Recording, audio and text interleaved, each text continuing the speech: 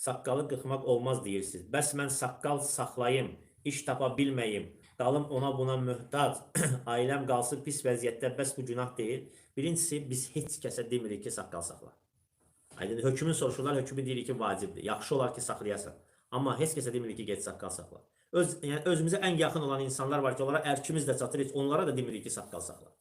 Aydındır. Niyə görə? Çünki bu günləri bunu saxlamaq həqiqətən sizin dediyiniz kimi də çətindir. Və bu şey ki, çətindir və bundan da daha böyük, daha əhəmiyyətli məsələlər olduğu halda biz necə insanlara deyə bilərik ki, gedin saqqal saxlayın. Hökmün soruşanda deyirik, vacibdir. Peyğəmbər sallallahu əleyhi və səlləm sünnəsidir. Allahın peyğəmbərə əmridir. Allahın fitrətidir. İnsan bu şəkildə yaradılıb. Allah Taala qulların bu şəkildə, kişiləri bu şəkildə görmək istəyir.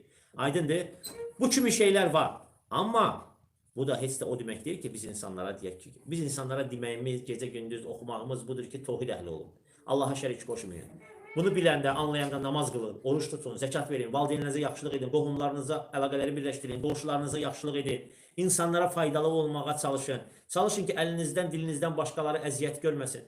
Budur bizim çağırdığımız, budur bizim dəvətimiz. Saqqal da o şeylərdən biridir. İnsan kim gücü çatır saxlayır və ya da kim müvəffəq olur saxlayır, kim saxlaya bilmirsə saxlamır.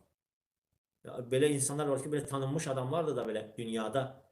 Lakin görsən, üzündən götürürlər, yüngülləşdirirlər. Kimin nə işi var? Əgər biz insanları məcbur eləyə bilsək, onlar təvhidə məcbur eləyərik. Lakin bunu da Allah Taala bizə verməyib. Allah Taala ki, "Və mə aleykə illəl bələğ." Sənin üzərinə düşən ey Allahın Rəsulu, yalnız və yalnız təbliğ eləməkdir. Yalnız və yalnız çatdırmaqdır. Yəni biz demirik ki, get saqqal saxla, işsiz qal yine. İnsan özü bilər, özü öz həyatını yaşayır. Biz bu partiya deyil, bizim nizamnamamız olsun ki, bu partiyada yalnız bu şəkildə yaşamalısan. Xeyr, qardaşlar. Bu Allahın dinidir. Biz dini sizə çatdırırıq. Kim necə bacarır elə yaşayır. Kim nəyi edir, nəyi etmir, halala, harama və s.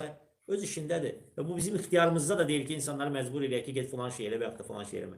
Sadəcə və sadəcə hökmü çatdırırıq sizlərə. Amma heç kim etiraz eləyə bilməz ki, siz hökmü düz çatdırmırsınız. Bəli, vacibdir və heç kim də gəlib deyə bilməz ki, siz Allahın vacib eləmədiyi şeyi vacib edirsiniz. Bu yöndə etiraz eləyə bilərsən, elə. Amma o başqa yönlərdən ki, biz deyirik, get saqqal saxla, işsiz qal, heç kimə belə deməmişik.